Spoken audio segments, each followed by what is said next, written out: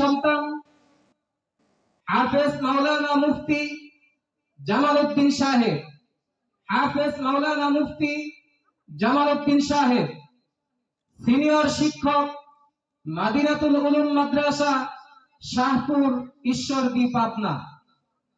আমি হযরতকে মাহফিল ইন্তেজামিয়া কমিটির পক্ষ থেকে কোরআন ও হাদিসের আলোকে মূল্যবান নসিহত পেশ করার জন্য সবিনয় অনুরোধ জানাচ্ছি।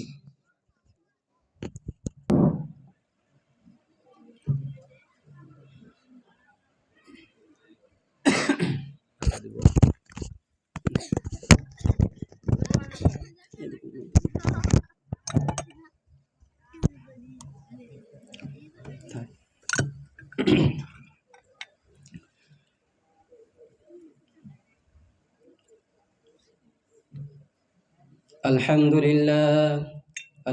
لله نحمده ونستعينه ونستغفره ونؤمن به ونتوكل عليه ونعوذ بالله من شرور أنفسنا ومن سيئات أعمالنا.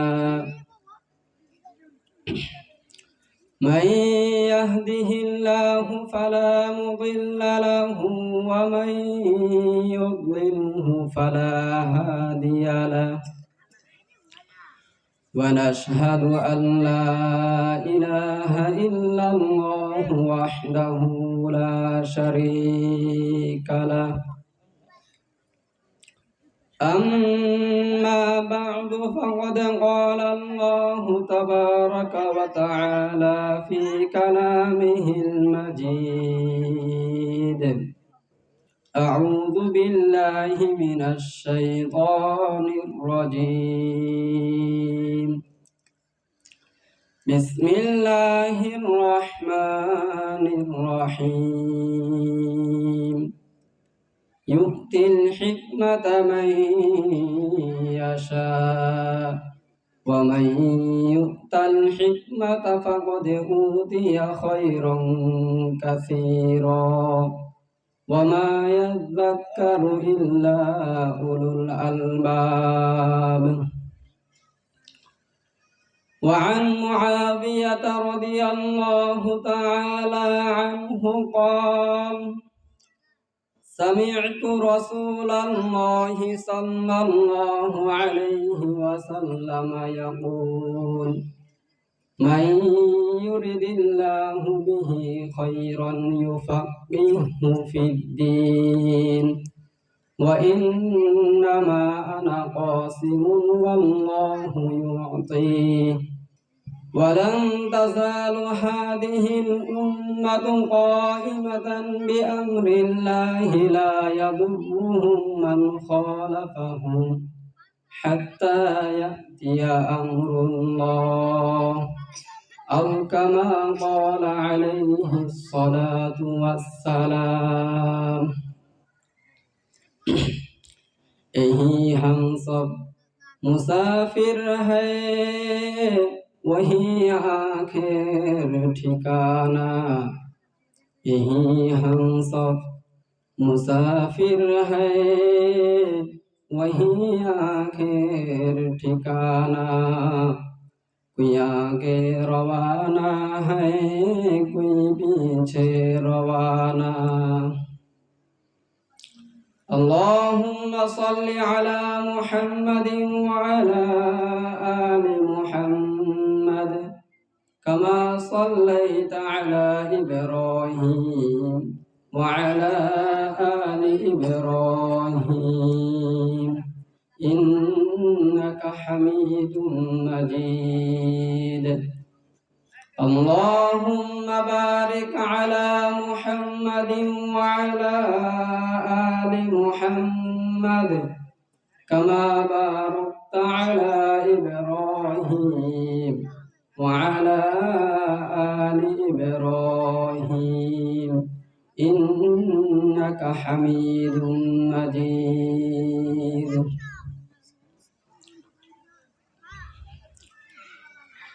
الحمد لله.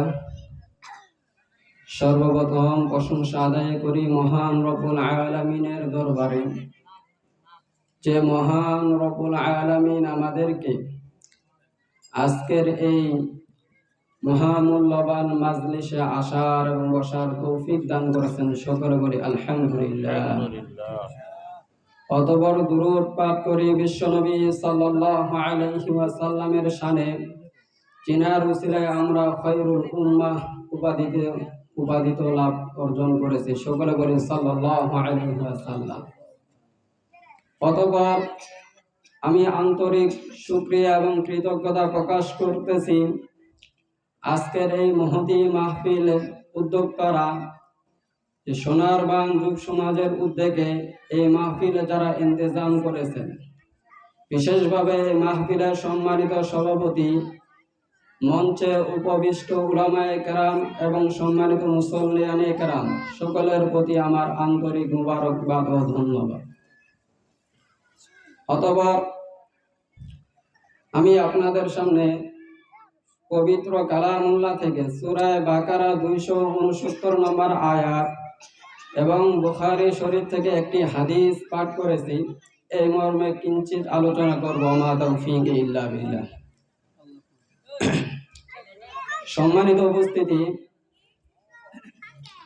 আমরা এখানে আমাদের এত আরামদায়ক শীতকালে লেপের নিচে আরামের ঘুম বর্জন করে এখানে এসেছি। আমরা একটা কিছু জিনিস নেওয়ার জন্য, পাওয়ার জন্য আসছি, আমাদেরকে সেটাই বুঝতে হবে। তাই বক্তা কিভাবে বলতেছে সেই দিকে না তাকে আমরা কি বলতেছে সেই দিকে যদি আমরা খেয়াল করি, তাহলে ইনশাআল্লাহ আমরা প্রত্যেকে উপকৃত হব ইনশাআল্লাহ। সর্বপ্রথমে আমি আপনাদের সামনে একটা ছোট্ট উদাহরণ পেশ করি। আমাদের এই জীবনটা অনেকভাবে বিভক্তি। একটা হলো আমার ব্যক্তিগত জীবন, তারপর হলো পারিবারিক জীবন, অতঃপর সামাজিক জীবন, তারপর রাষ্ট্রীয় জীবন, এরপর আছে আন্তর্জাতিক জীবন, এই দুনিয়ার স্বাভাবিক প্রচলন অনুযায়ী। আর আমরা যদি দিনের চাহিদা অনুযায়ী তাকাই, তাহলে আমাদের ইহকাল অর্থাৎ দুনিয়ার জীবন, তারপর কবরের জীবন, বরজখের জীবন, অতঃপর আখিরাত পরকাল, জান্নাত জাহান্নামের জীবন, 3 ভাগে বিভক্তি হল। দুনিয়ার দিকে তাকাইলে আমাদের জীবন যেভাবে বিভক্তি হয়, ব্যক্তিগত, সামাজিক, পারিবারিক, রাষ্ট্রীয়, আন্তর্জাতিক, এই প্রত্যেকটা জীবনের মধ্যেই আমাদের এরকম মাজলিস, সভা, সেমিনার হয়েই থাকে। হয় কি হয় না? হয়। রাষ্ট্রীয়ভাবে যদি আমাদের পঞ্চগড় জেলার দিকে আমরা তাকাই, তাহলে আজকে যদি আমাদের পঞ্চগড় জেলা ওসি, ডিসি, এসপি যদি একটা রুদ্রদ্বার ঘরের মধ্যে বসতো, এই 3 জন মানুষ শুধু বৈঠকে বসছে। কয়জন মানুষ? শুধু 3 জন। ওরা মাজলিসের মধ্যে বসছে, একটা বৈঠকে বসছে, একটা আলোচনা করতেছে। মানুষ কয়জন বলেন তো? 3 জন। এই ওদের রুদ্রদ্বার বৈঠকের নিরাপত্তার জন্য বাহিরে কিন্তু অনেক পুলিশ, অনেক আইন শৃঙ্খলা বাহিনী নিরাপত্তা কি করবে? নিশ্চিত করবে। মানুষ বসছে মাত্র কয়জন? 3 জন। তাহলে 3টা মানুষের একটা বৈঠক, এটা কি এত গুরুত্বপূর্ণ বহন করে? সামান্য বলতে পারি না আমরা? সেই তুলনায় আমরা এখানে 50-60 জন, 70 জন আছি। আমাদের পর্দার আড়াল মা বোনরা আছে, শত শত মা বোনরা এখান থেকে আলোচনা শুনতেছে। সেইটার তুলনায় আরো এটা গুরুত্বপূর্ণ হওয়ার কথা না? কিন্তু না, আমরা দুনিয়াবি দিক দিয়ে যদি তাকাই, তাহলে তাদের এটাকে আমরা অনেক গুরুত্বপূর্ণ মনে করি। একটা বাজারের মধ্যে হাজার হাজার মানুষ থাকে, তাদের নিরাপত্তার জন্য একজন আইন শৃঙ্খলা বাহিনী আসে না, একজন পুলিশ তাদের নিরাপত্তার জন্য সার্বক্ষণিক কি থাকে না? ব্যবস্থা থাকে না, তাদের সিসিটিভি ক্যামেরা লাগানো হয় না। কিন্তু 3টা মানুষের বৈঠকের জন্য কত নিরাপত্তা সুনিশ্চিত করা হয়। আমরা যদি আরেকটু উপরের দিকে তাকাই, আমাদের বাংলাদেশের কোনো মন্ত্রী যদি বাহিরের দেশের কোনো মন্ত্রীর সাথে 2 জনের বৈঠক বসায়, এই 3 জনের মাজলিস থেকে, বৈঠকের থেকে ওটার নিরাপত্তা কি সুনিশ্চিত বেশি করা হবে না কম করা হবে? বেশি করা হবে। অথচ মানুষ ওইখানে কয়টি? 2টি। আরো যদি উপরের দিকে থাকে, আমাদের বাংলাদেশের বর্তমান প্রেসিডেন্টে বলি ডক্টর ইউনূস এবং আমেরিকার প্রেসিডেন্ট ধরে ডোনাল্ড ট্রাম্প, ওরা দুজনেই যদি বৈঠক বসা হয়, আপনাদের কি মনে হয় এই নিরাপত্তা কি ওরকম পরিসরেই থাকবে, না আরো শত শত গুণ বৃদ্ধি হয়ে যাবে? বৃদ্ধি হবে। কেন ভাই? মানুষ তো মাত্র 2টি। আমাদের স্বাভাবিক চোখে তাকাইলে যে এদের এত নিরাপত্তার দরকার নাই, বরঞ্চ আমরা এখানে অনেকগুলো মানুষ আছি, আমাদেরই নিরাপত্তা আরো বেশি দরকার। কিন্তু না, ব্যক্তি এবং যে বিষয় নিয়ে সাবজেক্টের উপর আলোচনা করা হয়, ওই সাবজেক্টের গুরুত্বের কারণে, ব্যক্তির গুরুত্বের কারণে নিরাপত্তাও কি হয়ে যায়, বেড়ে যায়। পঞ্চগড়ের ওসি ডিসির নিরাপত্তা যতটুকু গুরুত্বপূর্ণ বহন করে না কেন, তার থেকে ডক্টর ইউনূস ডোনাল্ডের গুরুত্ব আরো বেশি। তাদের যে আলোচনাটা হবে পুরো বিশ্বব্যাপী আলোচনা হবে, তাদের গুরুত্বটা অনেক অনেক বেশি। এই পার্থক্যটা কেন আপনাদেরকে যদি আমি প্রশ্ন করি, আপনারা কি উত্তর দিবেন? যে এরা ব্যক্তি এবং যে বিষয়ে আলোচনা করবেন, এই আলোচনাটা পঞ্চগড়ের ওসিডিসির আলোচনা ব্যক্তি থেকে অনেক গুরুত্বপূর্ণ, অনেক বেশি হওয়ার কারণে। তাই তো? অন্য কোন উত্তর আছে? এইটাই, অন্য কোনো কথা নাই। তাহলে সম্মানিত উপস্থিতি, আমরা যদি আজকে আমাদের এই মাহফিলের দিকে তাকাই, যে আমাদের তো এটা একটা মাজলিস, এইটার গুরুত্বটা কেমন, এইটার সম্মানটা কেমন হওয়া দরকার, এটার নিরাপত্তা কেমন হওয়া দরকার, এখানে যারা বসেছেন তাদের বিষয়ে কেমন হওয়া দরকার, আমরা যদি স্বাভাবিক আমাদের চোখে দিয়ে তাকাই, আমাদের স্বাভাবিক বিবেক দিয়ে যদি আমরা তাকাই, তাহলে আমরা কোনো গুরুত্ব আমাদের চোখে পড়ে না। পড়ে স্বাভাবিক আমরা কিছু মানুষ বসে গেছি, কিছু মানুষ এখানে বসছি, শীতের মধ্যে ভালো করে একটা বিছানাও দেওয়া হয় নাই। এটা আমাদের দুনিয়াবি স্বাভাবিক জীবনে তাকাইলে এই মাজলিসের অত গুরুত্ব আমরা কিছু পাচ্ছি না।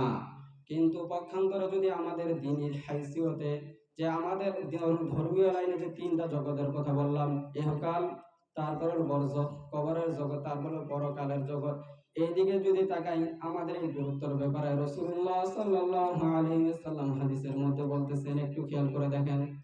মা মিন কওমিন ইয়াকুদু ইয়াযকুরুনাল্লাহা আযযা ওয়া জাল্লা ইল্লা ওয়াগশিয়াতহুমুর রাহমাহ ওয়া নাযালাত আলাইহিmus সাকিনাহ ওয়া হাফাতহুমুল মালায়েকা ওয়া যাকারাহুমুল্লাহু ফী মান ইনদা।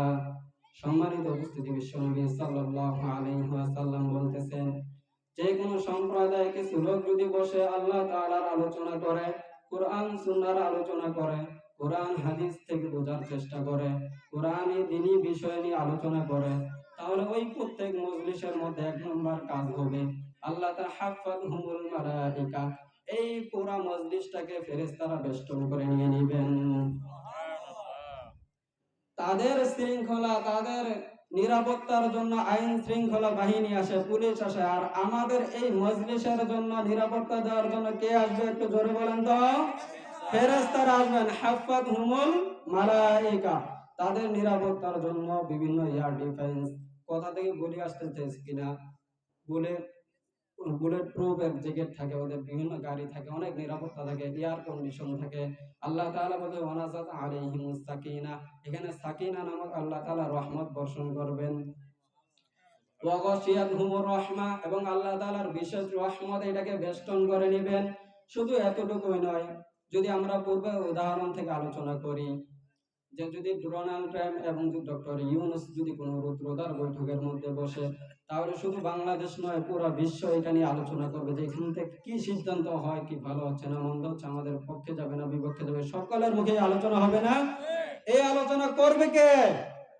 মানুষে করবে, স্বাভাবিক মানুষ। আর আমরা যে এই মাজলিসে, দ্বীনি ধর্মীয় মাজলিসের মধ্যে বসছি, এই বিষয়ে আলোচনা করবেন স্বয়ং আল্লাহ তাআলা। হাদিসের মধ্যে বিশ্বনবী বলতেছেন, ওয়া যাকারাহুমুল্লাহু ফী মান ইনদা, স্বয়ং আল্লাহ তাআলা তিনার নিকটবর্তী ফেরেশতাদেরকে নিয়ে এই মাজলিসে ব্যক্তিদেরকে নিয়ে আলোচনা করবেন। তাহলে একটু চিন্তা করে দেখেন, আমাদের এই মাজলিসটা আমাদের দৃষ্টিকোণ থেকে যদিও ছোট মনে হয়, সামান্যই মনে হয়, কিন্তু বাস্তবে কি এটা সামান্য না। এইখানের মধ্যে বিশেষভাবে ফেরেশতারা নিয়োজিত আছে, আমাদের চারপাশে ফেরেশতারা কি আছে, বেষ্টন করে আছে। আল্লাহ তাআলা বিশেষ রহমত, সাকিনা নামক রহমত বর্ষণ হইতেই আছে। শুধু এতটুকুর মধ্যে ক্ষান্ত নয়, স্বয়ং আল্লাহ তাআলা তিনার নিকটবর্তী ফেরেশতাদের সাথে আলোচনা করতেছেন। এই সোনারপান গ্রামের মধ্যে, বাংলাদেশে একটা প্রত্যন্ত অঞ্চল পঞ্চগড়ের সোনারপান গ্রামের মধ্যে শীতকালে বসে আমার কিছু বান্দাগুলো এখানে কি করতেছে? ফেরেশতারা উত্তর দিবে যে আল্লাহ তাআলা কোরআন সুন্নাহর আলোচনা শুনতেছে, আপনার আলোচনা করতেছে, আপনার রাসূলের সামনে আলোচনা করতেছে, দ্বীন ধর্ম নিয়ে আপনার ভয়ের আলোচনা, কোরআনের আলোচনা, এইসব আলোচনাই করতেছে। আল্লাহ তাআলা ফেরেশতাদেরকে নিয়ে আলোচনা করতেছেন। কার আলোচনা করতেছেন বলেন তো বুঝে থাকলে? এই মজলিসে যারা আছে মানে আমাদের আলোচনা করতেছেন, আমাদের এই মজলিসে বসার কারণে আমাদের অন্তর থেকে খুশি অনুভব করা দরকার কি দরকার নয়?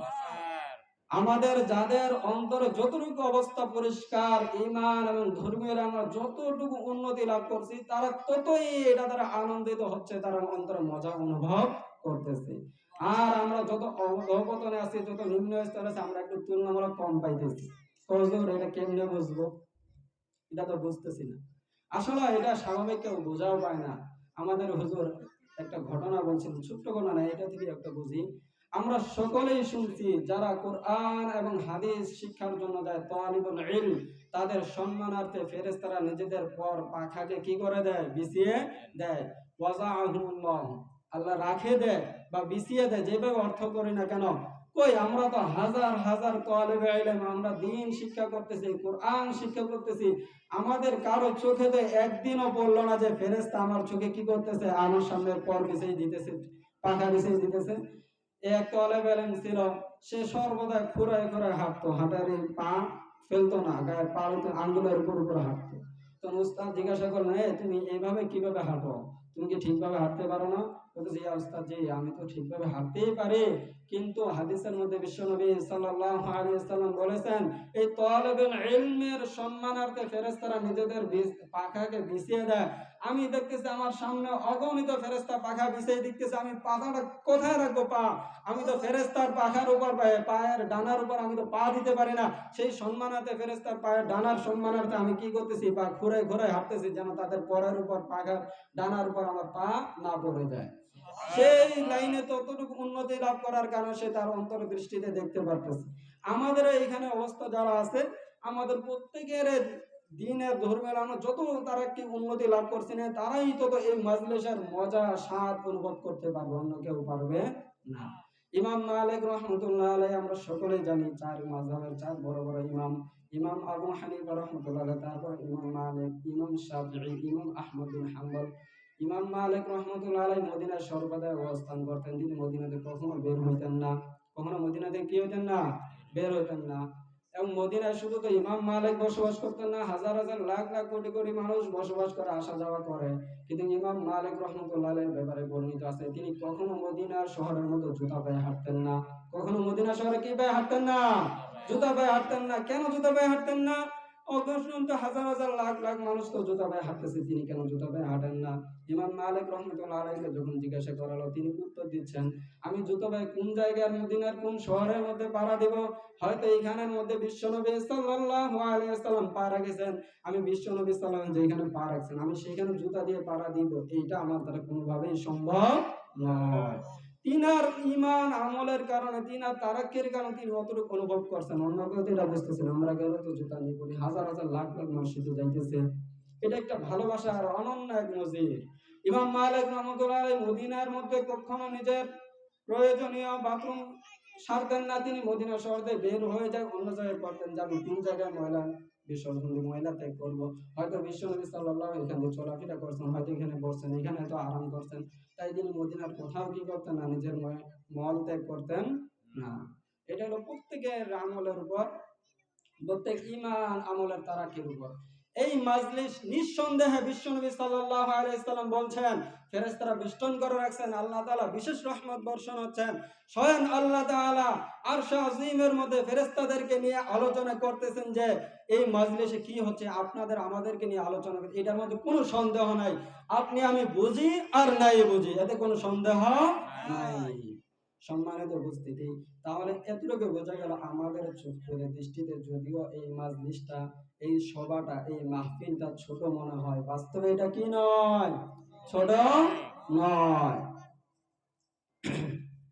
যাই হোক, সম্মানিত উপস্থিতি, আমি কোরআনে কারীম থেকে একটি আয়াত তেলাওয়াত করেছি। সে আয়াতের মধ্যে আল্লাহ তাআলা বলতেছেন, ইউতিল হিকমাতা মান ইয়াশা ওয়া মান ইউতাল হিকমাতা ফাকাদ উতিয়া খায়রান কাসীরা ওয়া মা ইয়াযাক্কারু ইল্লা উলুল আলবাব। ইউতিল হিকমা, আল্লাহ তাআলা মান ইয়াশা, আল্লাহ তাআলা যাকে চান তাকেই হিকমত দান করেন। আল্লাহ তাআলা যাকেই পছন্দ করেন, যাকে চান তাকে কি দান করেন? হিকমত দান করেন। এই হিকমতটা কি? তাফসিরে বাহরুল মুহিতের মধ্যে হিকমতের সংজ্ঞা, হিকমতের পরিচয় দিচ্ছেন এবারে, ওয়াজুল উমুরি কুল্লিহা ফি মাহাল্লিহি আলা সাওয়াব। প্রত্যেক বস্তুকে নিখুঁতভাবে তার স্বস্থানে রাখার নাম হইল হিকমত। প্রত্যেক বস্তুকে তার স্বস্থানে সঠিকভাবে রাখার নাম হইল কি? হিকমত। তাহলে আল্লাহ যাকে চান তাকে এই জ্ঞানটুকু দান করেন, হিকমতটা দান করেন। মানে আপনার মধ্যে হিকমত আছে, তাহলে এই টিস্যুটা যেখানে রাখা দরকার সেখানে রাখতে পারছেন, তাহলে বোঝা গেল আপনি হিকমত অনুযায়ী কি করছেন, আল্লাহ আপনাকে হিকমত দান করেছেন। আল্লাহ তাআলা আপনাকে সুস্থতার নিয়ামত দান করেছেন, শারীরিক শক্তি দিয়েছেন। এই শক্তিটা যেখানে ব্যয় করা প্রয়োজন সেখানে ব্যয় করলেন, মানে আল্লাহ তাআলা আপনাকে কি দিয়েছেন? হিকমত দিয়েছেন। আল্লাহ তাআলা আপনার উপরে ধন সম্পদ দিয়েছেন, এই ধন সম্পদকে যেখানে ব্যয় করা প্রয়োজন সেখানে ব্যয় করছেন, মানে আল্লাহ তাআলা আপনাকে হিকমত দিয়েছেন। আল্লাহ তাআলা আপনাদেরকে সন্তানাদি দিয়েছেন, এই সন্তানাদিকে যেভাবে যা কিছু করলে তা যথা অনুযায়ী যা স্থানে হয়, সন্তানকে যেভাবে লালন পালন করলে লালন পালন করা দরকার সেভাবেই করছেন, মানে আল্লাহ তাআলা আপনাকে হিকমত দিয়েছেন। আল্লাহ তাআলা আপনাকে যৌবন দিয়েছেন, যৌবনকে যেভাবে কাটাইলে সেটা স্থানে সঠিকভাবে ব্যয় হয় সেইভাবে করছেন, মানে আল্লাহ তাআলা আপনাকে হিকমত দিয়েছেন। এইভাবে প্রত্যেকটা বস্তুই যদি আপনি সঠিক জায়গায় সঠিক সময়ে ওটাকে ব্যবহার করতে পারেন সেটা হলো হিকমত। এর বিপরীত যদি আল্লাহ তাআলা আমাদেরকে এই যোগ্যতাটুকু না দেয়, আমার সম্পদকে আমি যদি অজাগার মধ্যে ব্যয় করি, তাহলে বোঝা গেল আমার আল্লাহ তাআলা আমাকে কি দেন নাই? হিকমত দেন নাই। এই টিস্যুটা টেবিলের উপর রাখা দরকার, কিন্তু আমি রেখে দিলাম নিচে, তাহলে এটা কি হয় নাই? হিকমত অনুযায়ী হয় নাই। মোবাইলটা থাকা দরকার পকেটে, কিন্তু সর্বদা মোবাইলটাকে একবার ব্যবহার করার জন্য একবার প্যাকেটিং করে একবার ঘরের সুকেসের ভিতরে আর একবার তালাবদ্ধভাবে রেখে দিলাম, তাইলে এটা কি অনুযায়ী হয় নাই? হিকমত অনুযায়ী হয় নাই। এইটা হলো হিকমতের এক ব্যাখ্যা, এক তাফসীর করেছেন বাহরুল মুহিত ওয়ালা। কিন্তু কোরআনের মধ্যে কি এইটা উদ্দেশ্য না কি উদ্দেশ্য, এই ব্যাপারে মুফাসসিরিন কেরাম অনেক ব্যাখ্যা করেছেন। এর মধ্যে হিকমতের অনেক বড় সংজ্ঞা দিয়েছেন। হিকমতের এক নম্বর তারিফ দিয়েছেন, হিকমত মানে হলো আল কোরআন। হিকমত মানে হলো কি? আল কোরআন। তাহলে ইউতিল হিকমাতা মাইয়াশা, আল্লাহ যাকে চান তাকে হিকমত দেন, মানে কোরআন দান করেন। অন্য ব্যাখ্যার মধ্যে বলে হিকমত বলে সুন্নাহ। হিকমত মানে হলো কি? সুন্নাহ, হাদিস। তা ইউতিল হিকমাতা মাইয়াশা মানে আল্লাহ তাআলা যাকে চান তাকে সুন্নাহ দান করেন। দ্বিতীয় হিকমতের ব্যাখ্যা করে, হিকমত মানে আল কাউলুস সাদিক। হিকমত মানে হলো সত্য কথন, সত্য কথা। তাহলে ইউতিল হিকমাতা মাইয়াশার অর্থ হবে আল্লাহ যাকে চান তাকেই সত্য কথা বলার তৌফিক দান করেন। তিন নম্বর হিকমতের অর্থ, চার নম্বর অর্থ করা হয়েছে আল আমালুস সালেহ, সৎকর্ম। তাহলে ইউতিল হিকমাতা মাইয়াশার অর্থ হবে আল্লাহ তাআলা যাকেই চান তাকে সৎকর্ম ভালো কাজ করার মতন তৌফিক দান করেন। হিকমতের আরেকটা অর্থ করা হয়েছে আত-তারাক্কুহু ফিদ্দিন বা আত-তাফাক্কুহু ফিদ্দিন, দ্বীনের বোঝ, দ্বীনের বোধ। আল্লাহ তাআলা তাই ইউতিল হিকমাতা মাইয়াশার অর্থ হবে আল্লাহ তাআলা যাকেই চান তাকেই দ্বীনের বোঝ দেন। আর যার মধ্যে দ্বীনের বোঝ আসে না, তাহলে বোঝা গেল তার মধ্যে কি নাই? হিকমত নাই। হিকমতের আরেকটা অর্থ করা হয়েছে আল ইসাবাতু ফির রায়, সঠিক সিদ্ধান্ত। মতামতের মধ্যে নির্ভুল বুদ্ধি, নির্ভুল সিদ্ধান্ত দিতে পারা, রায় দিতে পারা, খেয়াল দিতে পারা। আল্লাহ তাআলা যাকে চান তাকেই সেটা দান করেন, আর যাকে এগুলা দেয় না প্রত্যেক কাজে উল্টা উল্টা সিদ্ধান্ত দিয়ে যায়। বোঝা গেল আল্লাহ তাকে কি দেন নাই? হিকমত দান করেন নাই। হিকমতের সর্বশেষ আরেকটি অর্থ করে দাও খশিয়াতুল্লাহ। হিকমতের অর্থ হলো আল্লাহর ভয়। আল্লাহর ভয়, অন্তরের মধ্যে আল্লাহ তাআলার ভয় থাকা। তো ইউতিল হিকমাতা মাইয়াশা অর্থ হবে আল্লাহ তাআলা যাকেই চান তাকেই আল্লাহ তাআলার ভয় দান করেন। আর যার মধ্যে আল্লাহ তাআলার ভয় নাই, বোঝা গেল আল্লাহ তাকে ভয় দিতে চান না। এরপরে আল্লাহ তাআলা কি বলতেছেন আয়াতের মধ্যে খেয়াল করেন, ওয়ামাই ইউতাল হিকমাতা ফাকাদ উতিয়া খায়রাম কাসীরা। এই হিকমত যাকেই দেওয়া হলো শুধু এতটুকুই না, তাকে অনেক অনেক কল্যাণ দান করা হলো। তাকে কি দান করা হলো? অনেক অনেক কল্যাণ। মানে হিকমতের প্রত্যেকটা অর্থ এনে এখন নেন।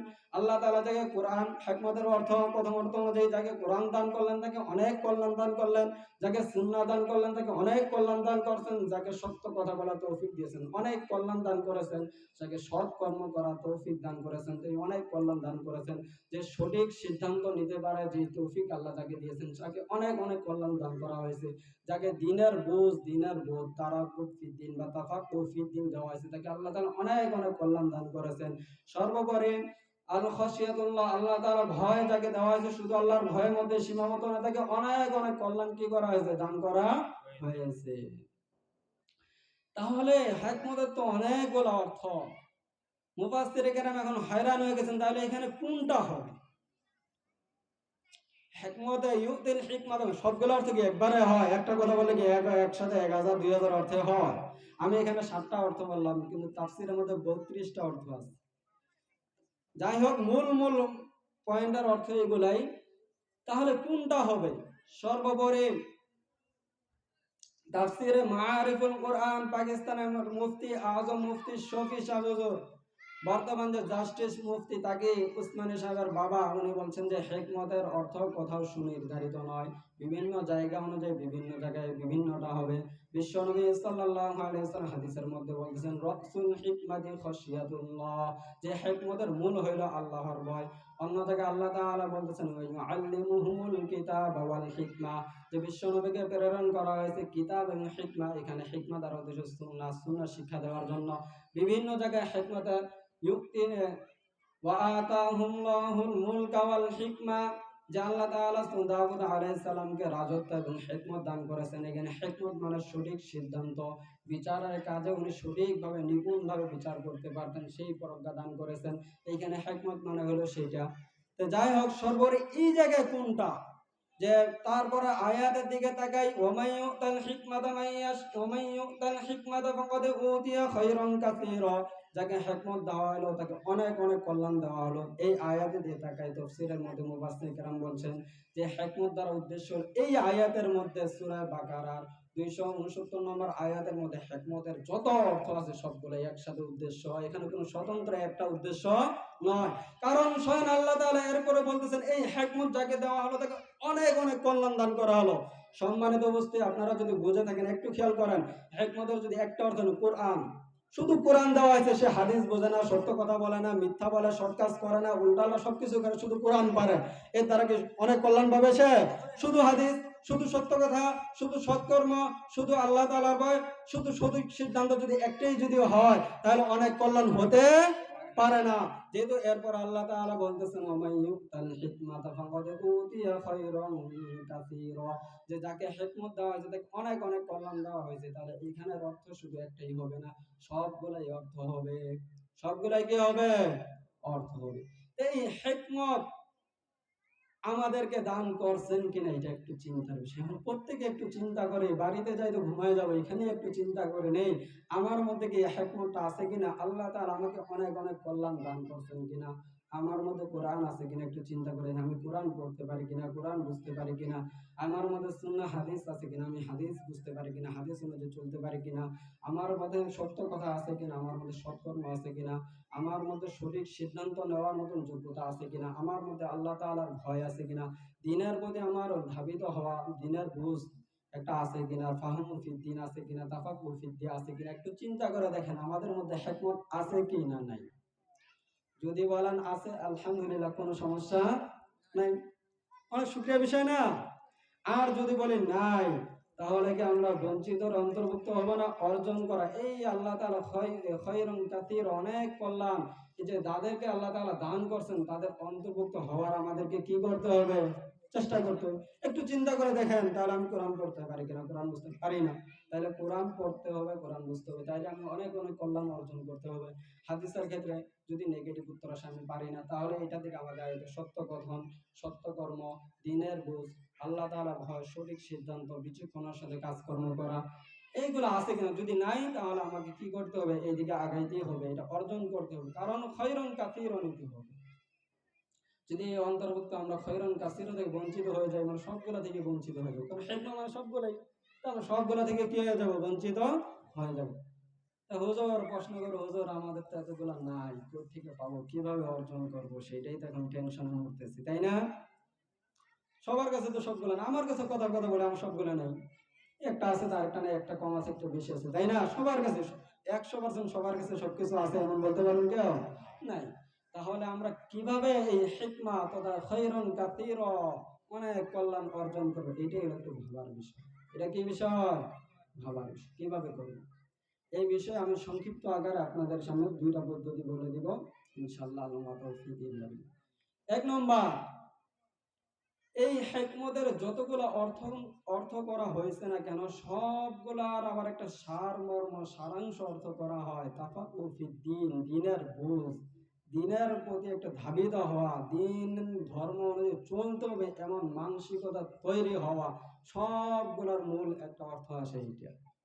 আপনার আমার মধ্যে যদি এই বুঝটা আছে যে আমাকে নামাজ পড়তে হবে, ধর্ম জানে ইসলাম অনুযায়ী চলতে হবে, শরিয়া মেনে চলতে হবে, সুন্নাত মেনে চলতে হবে, পরকালে হিসাব নিকাশ দিতে হবে, আল্লাহর একটা ভয় চলে আসলো, দিন ধর্মের প্রতি একটা দরদ মায়া চলে আসলো, মানে আপনার মধ্যে হিকমতের দরজা কি গেল, খুলে গেল। তাহলে এটা কিভাবে আসবে? আল্লাহ তাআলার এই দুনিয়ার মধ্যে মানুষের মধ্যে দিনের প্রতি বুঝ দরদ আসার জন্য দুইটা সিস্টেম তৈরি করে দিয়েছেন। একটা হলো রিজালুল্লাহ, দুই নম্বর হলো কিতাবুল্লাহ। একটা হলো আল্লাহ তার নির্বাচিত কিছু ব্যক্তি, আল্লাহ তাআলা দুনিয়ার মধ্যে মানুষদেরকে সৃষ্টির ইবাদত, সৃষ্টির মায়া ভালোবাসা ত্যাগ করে স্রষ্টার ইবাদত, স্রষ্টার মায়া ভালোবাসা থেকে ধাবিত করার জন্য আল্লাহ তাআলা যুগে যুগে রিজালুল্লাহ প্রেরণ করেছেন। রিজালুল্লাহ তথা আল্লাহ তাআলা নির্বাচিত কিছু ব্যক্তি তথা নবী রাসূলদেরকে আল্লাহ তাআলা যুগে যুগে কি করেছেন, প্রেরণ করেছেন। এই নবী রাসূলরা এসে যুগে যুগে মানুষদেরকে বিভিন্ন ধরনের কুসংস্কার, বিধর্মে, অত্যাচার, জুলুম অত্যাচার, যাবতীয় অন্যায় অবিচার থেকে ফিরে নিয়ে আল্লাহ তাআলা দিকে ন্যায় ইনসাফের দিকে, সুবিচারের দিকে মানুষদেরকে ধাবিত করেছেন। মানুষের অন্তরের মধ্যে পরকাল সম্পর্কে চিন্তা চেতনা স্থাপন করে দিয়েছেন, ঢুকিয়ে দিয়েছেন। এই রিজালুল্লাহ তথা নবী রাসূলরা তো বর্তমান যুগে নাই, কিন্তু না থাকলেও কোনো সমস্যা নাই। আল্লাহ রাসূল সাল্লাল্লাহু আলাইহি সাল্লাম বলেছেন, ইন্নাল উলামা ওয়ারাসাতুল আম্বিয়া, যে উলামায়ে কেরামরা হলো নবীদের ওয়ারিস। এই উলামায়ে কেরাম হলো কাদের ওয়ারিস? নবীদের ওয়ারিস। যে রিজালুল্লাহ তথা আল্লাহ তাআলার নির্বাচিত ব্যক্তি নবী রাসূলরা তো বর্তমানে নাই দেখে আমরা টেনশনের কোনো কিছু নাই। নবী রাসূলের উত্তরাধিকারী, তাদের ওয়ারিস উলামায়ে কেরাম এখনো বিদ্যমান রয়েছে। আমরা দিনের প্রতি দরদ, ভালোবাসা, মায়া, মুহাব্বত যদি শিখতে চাই, তাহলে উলামায়ে কেরামের সাথে একটা সম্পর্ক বজায় রাখতে হবে। এরাই বর্তমান যুগের জন্য রিজালুল্লাহ। এদের সাথে সম্পর্ক যদি ঠিক রাখি, এদের সাথে চলাফেরা, এদের দিক অনুযায়ী যদি চলে, তাহলে আমার মধ্যে আস্তে আস্তে কোরআনও আসবে, আস্তে আস্তে সুন্নাহও আসবে, আস্তে আস্তে সত্য কথাও আসবে, আস্তে আস্তে সৎকর্মও আসবে, নিজের মধ্যে সঠিক সিদ্ধান্ত নেওয়ার যোগ্যতাও আসবে, দিনের প্রতি দরদ ভালোবাসাও আসবে, আল্লাহ তাআলার ভয়ও আসবে। আল্লাহ তাআলা কি আসবে? ভয়ও আসবে। দুই নম্বর, আল্লাহ তাআলা মানুষের মধ্যে এটা সৃষ্টি করার জন্য দিয়েছেন কিতাবুল্লাহ তথা আল্লাহ প্রেরিত কিছু কিতাব, আসমানি কিতাব আল্লাহ তাআলা প্রেরণ করছেন। কি করেছেন? আসমানি কিছু কিতাব প্রেরণ করছেন। এই আসমানি কিতাবগুলা যদি আমরা তথা বর্তমানে কোরআন, এই কোরআনের সাথে যদি আমরা সম্পৃক্ত হতে পারি, তাহলে আমরা আস্তে আস্তে দিনের তথা হিকমত অর্জন করতে পারবো, খায়রান কাসীরা, অনেক কল্যাণ অর্জন করতে পারবো। কিতাবুল্লাহ তথা আমরা তো দাড়ি পাকে গেছে, বয়স্ক হয়ে গেছে, বিয়ে শাদী, সংসার, ঝামেলা, কিভাবে কোরআন শিখবো? এখন তো আর শিখার নাই। একটা উচ্চারণ করতে গেলে কয়টা হয়ে যায়, আরেকটা হয়ে যায়। এটা তো আমাদের দ্বারা কি নয়, সম্ভব নয়, অনেক কষ্টকর বিষয়। সম্মানিত উপস্থিতি, যদিও কষ্টকর বিষয়, আমি আপনাদেরকে বলে দুইটা সিস্টেম আমরা কিতাবুল্লাহ অর্জন করতে পারবো। সময় খুবই স্বল্প, আমি অল্প কথার মধ্যে শেষ করে দিচ্ছি। একটি হলো নিজে আমি কিতাবুল্লাহ অর্জন করার প্রতি চেষ্টা, যত্নশীল হব নিজেই। আমার বয়স যেমনই হোক না কেন, আমার বয়স 40 হয়েছে, 45 হয়েছে, 50, 60, 70, 100, কোনো সমস্যা নেই। আবু বকর রাদিয়াল্লাহু তাআলা আনহু যখন রাসূলুল্লাহ সাল্লাল্লাহু আলাইহি ওয়াসাল্লামের দাওয়াতে ইসলাম গ্রহণ করেন, তিনি কি আমাদের মতন 15 বছরের যুবক ছিলেন? তিনার সন্তান, স্ত্রী, মেয়ে, কত মেয়েদের বিয়ে দিয়ে অবস্থা খারাপ, বয়স্ক হয়ে গেছিলেন। তারপরেও তো তিনি ইসলাম গ্রহণ করাবে, কোরআন সুন্নাহ শিখেন নাই? অবশ্যই শিখছেন। তাহলে আপনি পারবেন না কেন, আমি পারবো না কেন? উমর রাদিয়াল্লাহু তাআলা একই কথা, উসমান রাদিয়াল্লাহু একই কথা, সমস্ত সাহাবায়ে কেরামের ব্যাপারে একই কথা, সমস্ত সাহাবায়ে কেরামের ব্যাপারে কি একই কথা। তিনারা যদি পারেন, তাহলে আমরা কেন পারবো না? তিনারাও তো মানুষ, আমরাও তো মানুষ, অবশ্যই আমরা পারবো। তারপরে যাই হোক, ওনাদের কথা বাদ দিয়ে এর পরবর্তীতে আমরা সকলেই চিনি, আমরা যে মাযহাবের অনুসরণ করি, ইমাম আবু হানিফা রাহমাতুল্লাহ আলাইহি, তিনি যে ইলম ছোটকালে অর্জন করেছেন এমনটাই পরিপূর্ণ কথা নয়। তিনি বয়স্ক হওয়ার পরে পরিপূর্ণ পাণ্ডিত্য জ্ঞান অর্জন করেছেন। তিনি বড় একজন কাপড় ব্যবসায়ী ছিলেন। বড় একজন কি ছিলেন? কাপড় ব্যবসায়ী। তাহলে কি 15 বছরের ছেলে কি কাপড় ব্যবসা করে? এখনকার মতন কি দোকানদার সিস্টেম, দোকানে বসাই দিয়েছেন, 10 বছরের ছেলে বেচা কিনা করতে পারে, এরকম সিস্টেম ছিল সেই সময়? বেচা কিনা ওই গাড়ি নিয়ে এই বাজারে যাও ওই বাজারে যাও, 50-60 বছর আগেও মোটামুটি এই নিয়মগুলো ছিল, ওই সিস্টেমে বেচা কিনা ছিল। তিনি এই কাপড় ব্যবসায়ী থেকে ব্যবসা বাদ দিয়ে সবকিছু ত্যাগ করে দিন বড় একজন ইমাম হয়ে গেছেন, কোরআন সুন্নাহ হিকমত অর্জন করেছেন। আজকে 1400 বছর পরেও তিনার যাই হোক মুসলমান হোক না কেন তিনার নাম চিনে সকলেই জানে, ইমাম আবু হানিফা, ইমাম আজম সকলে চিনি না কেন? ওনার এই ত্যাগের কারণেই উনি এই মর্যাদা কি করেছেন? অর্জন করেছেন। অন্য কিতাবের মধ্যে আমরা পড়েছি এক মুরব্বী 80 বছর বয়সে সে ইলমে দ্বীন কোরআন সুন্নাহ হিকমত শেখার জন্য বের হয়ে গেছে। 80 বছর বয়সে। কয় বছর বয়সে? এখানে তো 80 বছরে কেউ নেই, আছে দুই একজন মাশাআল্লাহ থাকতে পারেন। ওই মুরব্বী 80 বছর বয়সে কোরআন সুন্নাহ হিকমত শেখার জন্য বের হয়ে গেছেন। এরপর আল্লাহ তাআলা তিনি হায়াতকে দীর্ঘ করেছেন, দীর্ঘ 40 বছর পর্যন্ত তিনি ইলম কোরআন সুন্নাহ শিক্ষা করেছেন। এর বয়স হলো কত? 120। অতঃপর এই কোরআন হাদিস শিক্ষার পর 40 বছর ওই দেশের প্রধান বিচারপতি মুফতি আজম ছিলেন। 40 বছর উনি ফতোয়া দিয়ে দিয়েছেন। আল্লাহ তাআলা উনি আল্লাহর কোরআন হাদিস হিকমত শেখার জন্য নিজের সর্বত্যাগ করে দিয়েছেন। আল্লাহ তাআলা সেই অনুযায়ী মর্যাদা দুনিয়াতে দিয়েছেন, আখিরাতে পরকালে তো আছেই আছে। আছে কি আছে না? অবশ্যই আছে। 40 বছর একটা রাষ্ট্রের একটা দেশের, আর তখনকার রাষ্ট্রগুলো কিন্তু বাংলাদেশের মতন আর মায়ানমার মতো ছোট ছোট, পুরা মুসলিম বিশ্বে এক রাষ্ট্র সিস্টেমই ছিল। এই পুরা মুসলিমের প্রধান বিচারপতি মুফতি আজম কাজীর কুজাদ হিসাবে 40 বছর খেদমত আঞ্জাম দিয়েছেন। ছোট্টখানি কথা, একটু চিন্তা করে দেখেন, তাহলে আমরা পারবো না কেন? অবশ্যই অবশ্যই আমরা পারবো। যদি পারি লাভ কি? যদি পারেন লাভ কি হবে? আপনার যারা এখন এই অল্প বয়স্ক হওয়ার পর কোরআন সুন্নাহ শেখার জন্য যাবেন, আপনারা প্রত্যেকটা কদমের মধ্যে দ্বিগুণ দ্বিগুণ সওয়াব পাবেন। কি গুণ সওয়াব পাবেন? ডবল পাবেন। এই বাচ্চারা ডাইরেক্ট পড়তেছে, ঠাস ঠাস ঠাস ঠাস করতেছে, ওরা সওয়াব পাবে একটা, আপনারা পাবেন কয়টা? দুইটা। আন আয়েশা রাদিয়াল্লাহু তাআলা আনহা قالت قال رسول الله صلى الله عليه وسلم الماهر بالقرآن مع السفرة الكرام البررة والذي يقرأ القرآن ويتتعتع فيه وهو عليه شاق له أجران। আম্মা জান আয়েশা রাদিয়াল্লাহু তাআলা আনহু বলতেছেন যে বিশ্বনবী সাল্লাল্লাহু আলাইহি ওয়াসাল্লাম বলেছেন, যারা কুরআনের মধ্যে পণ্ডিত, এরা তো কোরআনে পণ্ডিত অর্জন করে, এদের সম্মান হবে সম্মানিত ফেরেশতাদের সাথে থাকবে, এদের তুলনা হিসাব আলাদা। কিন্তু যারা কোরআন তেলাওয়াত করে এবং কোরআন পড়তে যায় আটকে আটকে যায়, ওয়ায়াতাতা'তা'উ ফীহি আটকে আটকে যাচ্ছে, ওয়া হুয়া আলাইহি শাকুন পড়তে অনেক কষ্ট যায়, আইন আউযু পারতেছেন উচ্চারণ করতে পারছেন, অনেক কষ্ট হইতেছে, লাহু আজরুন। বিশ্বনবী সাল্লাল্লাহু আলাইহি ওয়াসাল্লাম বলতেছেন তার দুই গুণ সওয়াব হবে। কয়টা সওয়াব হবে? দুইটা। অন্যরা একটা হরফ পড়লে 10টা নেকি পাবে, আপনি একটি হরফ পড়লে কয়টা নেকি পাবেন? 20টা পাবেন, ডবল সওয়াব পাবেন। তাহলে আমাদের চেষ্টা করতে হবে কি হবে না? পিছপা হওয়ার কোনো সুযোগ নাই। আরো কি লাভ হবে? যে যারা বিশুদ্ধকরণের যে হুকুম, আপনি অশুদ্ধ করার কারণে আপনার সেই হুকুমই হবে। মানে আপনি কোরআন পড়ার জন্য চেষ্টা করতেছেন, আপনি এখনো শুদ্ধভাবে পড়তে পারতেছেন না, অশুদ্ধই পড়তেছেন, কিন্তু যারা শুদ্ধ পড়তেছে তাদের যে হুকুম আপনারও সেই হুকুম হবে। মানে কি বুঝতেছি না, একটু খেয়াল করেন। যারা কোরআন নামাজের মধ্যে যদি কোরআন কেউ অশুদ্ধ করে তার নামাজ হবে না, তার নামাজ কি হবে না। কিন্তু যে ব্যক্তি কোরআন শেখার জন্য চেষ্টারত অবস্থায় আছে, সে চেষ্টা করতেছে কোরআন শুদ্ধ করার জন্য, তারপর যদি অশুদ্ধ ভাবে কোরআন পড়ে নামাজ পড়ে, তারপরে সেই চেষ্টারত অবস্থায় থাকার কারণে তার নামাজটা হয়ে যাবে। আপনি অশুদ্ধ পড়লেও বিশুদ্ধের হুকুমে চলে যাবেন। সুবহানাল্লাহ।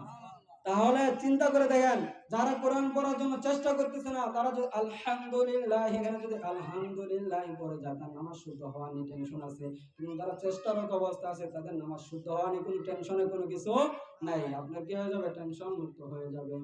এবং কি তালিবুল ইলম, যে যারা জ্ঞান অর্জন করে, ছোট ছোট বাচ্চাদের যত ধরনের জ্ঞান অর্জন করা ফজিলত আছে, আপনি 80 বছর 90 বছর 100 বছর 200 বছর বয়সেও কোরআন শিক্ষা শুরু করেন, এই তাদের তালিবুল ইলমেদের যে ফজিলত, আপনি প্রত্যেকটা ফজিলতে কি করবেন? অর্জন করবেন। তাদের যে মর্যাদা, আপনি সেই মর্যাদা পাবেন। তাদের জন্য যদি ফেরেশতারা পাকা পর বিছাই দেয়, আপনার জন্য দিবেন। তাদের যত হুকুম আছে সবগুলো আপনার জন্য আসবে। এটা কোনো 10 বছর আর 12 বছর 15 বছর বাচ্চার জন্য নির্ধারিত নয়, প্রত্যেক মানুষের জন্য এটা কি উন্মুক্ত। যারা এই লাইনে চেষ্টা শুরু করবে, তাদের এটা কি ফজিলত পাইতেই থাকবে। সর্বোপরি এই বয়স্ক কালে যদি আপনি কোরআন শিখা অবস্থায় যদি আল্লাহ না করে আমাদের যদি মৃত্যু চলে আসে, মৃত্যু তো একদিন আসবেই, কিন্তু কোরআন শুদ্ধ করা নিয়ে, সুন্নাহ শিক্ষা নিয়ে যদি এই অবস্থায় যদি আমি মারা যাই, আমি শহীদের মৃত্যু পাবো, শহীদের ফজিলত পাবো। যারা আল্লাহর রাস্তায় নিজেদের জান মাল ব্যয় সবকিছু করে দেয় দিন ইসলামকে সমুন্নত করার জন্য, ইসলামের কালিমাকে বুলন্দ করার জন্য, যাদের জান বিসর্জন দিয়ে যে সওয়াব পাচ্ছে, আমরা এই বৃদ্ধ কালেও যদি কোরআন সুন্নাহ শেখার জন্য, দিনকে বোঝার জন্য, ইসলাম অনুযায়ী চলার জন্য চেষ্টারত অবস্থায় থাকি, আর এই অবস্থায় যদি আমাদের মৃত্যু হয়ে যায়, আমরা ওই শহীদদের কি পাবো? সওয়াব পাবো। বিশ্বনবী সাল্লাল্লাহু আলাইহি ওয়াসাল্লাম বলতেছেন, মান জাআহুল মাউতু ওয়া ইয়াতলুবুল ইলমা লিইউহিয়া বিহিল ইসলাম ফাবাইনাহু ওয়া বাইনান নাবিয়্যিনা দারাজাতুন ওয়াহিদা। অন্য হাদিসের মধ্যে বিশ্বনবী সাল্লাল্লাহু আলাইহি ওয়াসাল্লাম বলতেছেন, মান খরাজা লিতলাবিল ইলমি ফাহুয়া ফি সাবিলিল্লাহ। যে ব্যক্তি ইলমে দ্বীন অর্জন করার জন্য বের হয়ে গেল, সে আল্লাহর রাস্তায় রয়ে গেল।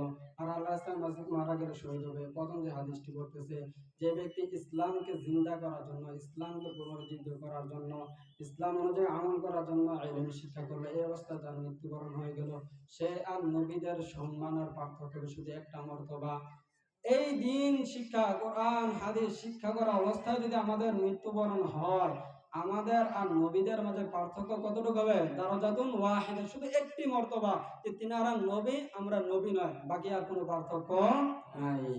এত ফজিলত থাকতে, তাহলে আমরা এই বয়স্ক কাল হইলেও কোরআন সুন্নাহ শেখার জন্য পিছনে পড়ে থাকা, আমার তো দাঁড়িয়ে গেছে, যে বাচ্চারা বলতেছে আমি পারতেছি না, এমন কোন অজুহাত আসার সুযোগ আছে? নাই। প্রত্যেককে আমাদের যেইভাবে হোক, যেই সিস্টেম হোক শিখতে হবে। অর্থাৎ তাবলীগে 3 দিনে যায় শিখেন, অথবা দৈনিক 1 ঘন্টা করে দিন বিষয় বিভিন্ন জায়গায় কোর্স হয়, রাত্রে হয়, সকালে হয়, সেই জায়গার মধ্যে সময় লাগান, তাহলে আপনি প্রত্যেকটা ফজিলতে কি করতে পারবেন? অর্জন করতে পারবেন। এটা হলো স্বয়ং নিজের বিষয়। আর যদি আপনি নিজে যে আমার দ্বারা আর হবেই না, বিস্তার করে গেছি, তাহলে দ্বিতীয় স্রোত হলো আপনার অধীনস্থ যারা আছে, আপনার ছেলে মেয়ে, আপনার সন্তানাদি নাতি-পুতি যারা আছে, তাদেরকে কোরআন শেখান, তাদেরকে কোরআন হাদিস শেখান, তাদেরকে কোরআন হাদিসের সঠিক জ্ঞান অর্জন করার সুযোগ করে দেন। এর দ্বারাও আপনি দিনের পথে চলার জন্য অনেক হিকমত পাবেন। আপনার নাতি আপনাকে আসে যে বিষয়গুলো আপনি বিছানায় শুয়ে থাকলেও সেখানে আসে শিখিয়ে দিবে, বা আপনার ওয়ারিস হওয়ার কারণে সে কিয়ামত দিবসে আপনার জন্য কি করবে? সুপারিশ করে জান্নাতের ফয়সালা করে দিবে। হাফেজের ব্যাপারে তো সরাসরি হাদিসের মধ্যে 10 জনের কথা আছে। আর যারা আলেম হবে, হক্কানি আলেম হবে, তাদের জন্য 10 জন আর 12 জনের কথা নাই।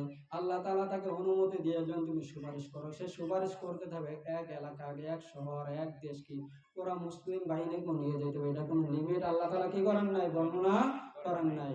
হাফেজের ব্যাপারে 10 জন তো আমরা জানি, 10 জন হলেও তো টেনশন নাই, 10 জনের মধ্যে মাতা পিতা দাদা দাদি এমনিই চলে আসবে, তাই না? 10 জন খুঁজতে গেলে তো এরাই আসবে।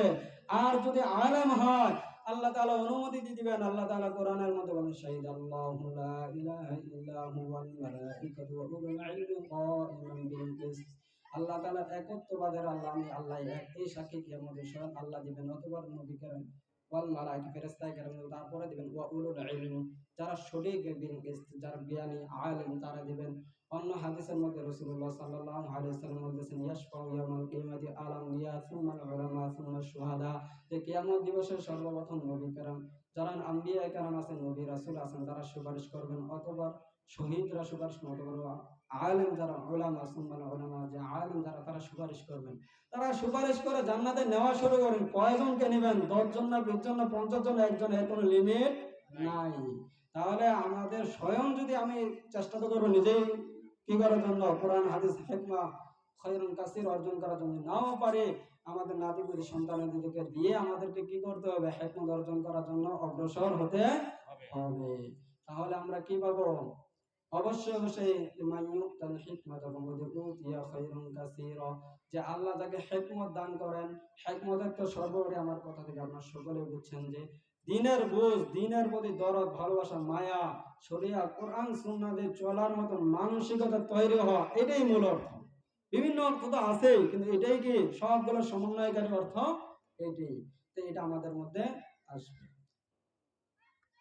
এই পর্যন্ত যা কিছু বলা হলো, সর্বপ্রথম বলনেওয়ালা এবং শুনেওয়ালা সকলকে আল্লাহ তাআলা আমল করার মতো তৌফিক দান করেন। আমিন।